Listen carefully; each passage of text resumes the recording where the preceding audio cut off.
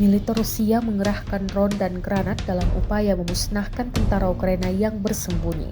Seperti rekaman yang diunggah di Telegram pada Selasa 3 Desember 2024. Dalam keterangan unggahan disebutkan inilah momen pemusnahan seorang tentara yang bersembunyi di sebuah gedung menggunakan drone dan granat di arah Pokrovsk. Sebelumnya, tentara Ukraina itu memutuskan untuk bersembunyi di dalam gedung, tapi tidak memperhitungkan bahwa gedung itu tidak memiliki atap. Tentara Ukraina sempat berhasil selamat dari 2 granat yang dijatuhkan, tetapi setelah granat ketiga dijatuhkan, ia berakhir tewas di tempat. Rekamannya pun menuai berbagai komentar dari warganet.